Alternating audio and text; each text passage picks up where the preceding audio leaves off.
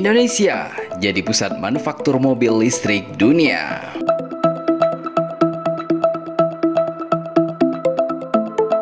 Beragam perusahaan otomotif dunia, seperti perusahaan mobil listrik asal China, termasuk Wuling Motors, siap untuk lebih banyak berinvestasi di pasar Indonesia melalui pengembangan mobil energi terbarukan. Menurut Han Dehong, Wakil Manajer Umum PT SGMW Motor Indonesia, pemerintah Indonesia sedang mendorong Indonesia menjadi peserta penting dalam memajukan industri mobil energi baru terbarukan dunia.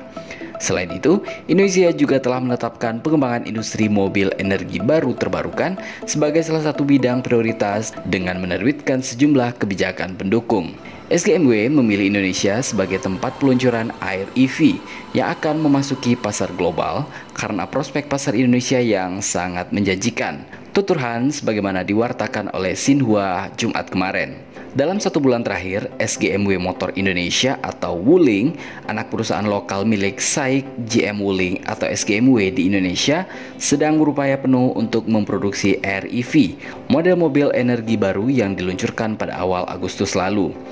Setelah memasuki pasar Indonesia selama 1 bulan, pesanannya di negara ini sudah melampaui 2.500 unit dan pesanan baru masih menunggu 2 bulan untuk dapat diserahkan.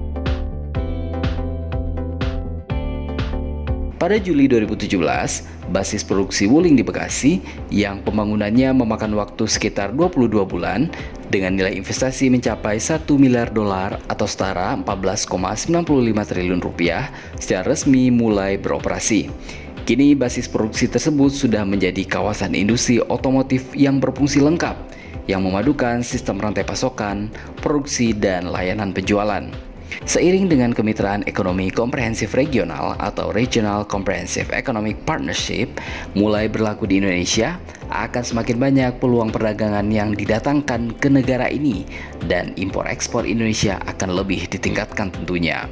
Para pebisnis yakin hal ini akan lebih mengoptimalkan lingkungan investasi di Indonesia dan menarik lebih banyak perusahaan Cina untuk menanamkan modal di negara ini. SGMW adalah salah satu perusahaan yang akan menuai manfaat dari RCEP karena sejumlah suku cadang untuk REV perlu diimpor dari Tiongkok ke Indonesia untuk proses perakitan dan produksi selanjutnya.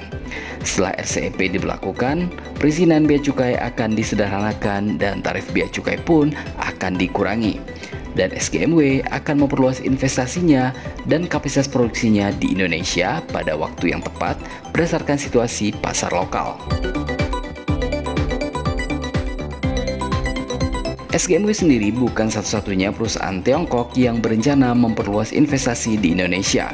PT Kawasan Industri Terpadu Indonesia Cina yang terletak di pusat koridor ekonomi Jakarta Bandung dan program tahap pertamanya yang mencakup luas area 205 hektar telah beroperasi lancar. Kawasan industri ini dikelola oleh Guangxi State Farm Group Co Ltd yang tengah menjalankan proses untuk mendapatkan perizinan perluasan tahap kedua yang mencakup lahan seluas 300 hektar. Sejauh ini, Guangxi State menguncurkan dana sekitar 1,437 miliar yuan untuk pembangunan kawasan industri tersebut, dan kawasan itu telah berhasil menarik lebih dari 50 perusahaan untuk beroperasi di area tersebut. Cina dan Indonesia memiliki pasar konsumsi yang sangat besar. Berlakunya RCEP dan pembangunan kawasan industri tahap kedua akan berarti peningkatan penting bagi PT Kawasan Industri Terpadu Indonesia Cina. Proyek itu akan berupaya membangun platform baru bagi perusahaan mancanegara yang ingin memasuki pasar Indonesia. Begitu yang disampaikan oleh Huang Yonghua, Wakil Manajer Umum Guangxi State.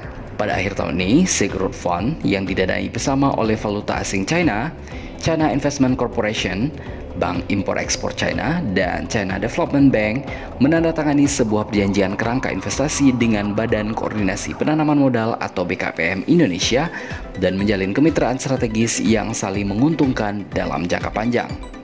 Seorang pejabat senior di Silk Road Fund menyatakan pihak China dan Indonesia akan memanfaatkan keunggulan masing-masing negara dalam pemahaman pasar, sumber daya domestik, seleksi proyek dan manajemen serta investasi proyek, dan bersama-sama mendorong kerjasama investasi serta meningkatkan perkembangan sosial ekonomi dan konektivitas bilateral maupun multilateral.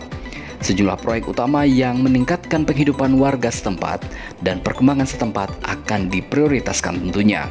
Si crowdfund berniat mengucurkan dana sebesar 20 miliar yuan atau setara 2,13 triliun rupiah atau mata uang asing yang nilainya setara untuk bekerjasama dengan BKPM demi mengembangkan peluang investasi di Indonesia yang sangat menggiurkan.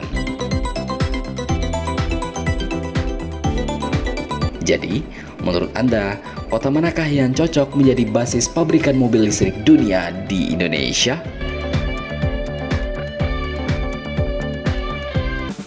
Nibio, pelopor baju kaos Korea berkualitas paling affordable se-DKI Jakarta. Jadi dengan uang Rp35.000 saja, kalian sudah bisa banget memiliki satu dari lebih dari 80 jenis koleksi baju kaos dari Nibio. Ditambah lagi dengan voucher Rp15.000 spesial dari Nibio, sehingga kalian bisa dapatkan baju kaos keren hanya dengan Rp20.000 saja. Nah, cara dapetinnya gampang banget. Kalian bisa langsung kunjungi official store Nibio di Shopee dan Tokopedia dengan mengetikkan kata Nibio, N-I-B-Y-O-U. Langsung deh ketemu tokonya. Jangan lupa klik voucher Rp15.000-nya ya. Lalu pilih model baju yang sesuai dengan selera kalian, lalu check out deh dan langsung bayar. Bahkan jika kalian beli banyak bisa lebih murah lagi loh. So, tunggu apa lagi? Buruan kunjungi official store Nibio di Tokopedia dan Shopee atau langsung menghubungi admin Nibio melalui nomor WhatsApp yang ada di deskripsi video ini ya. Nibio, gaya nyaman, kantong tetap aman.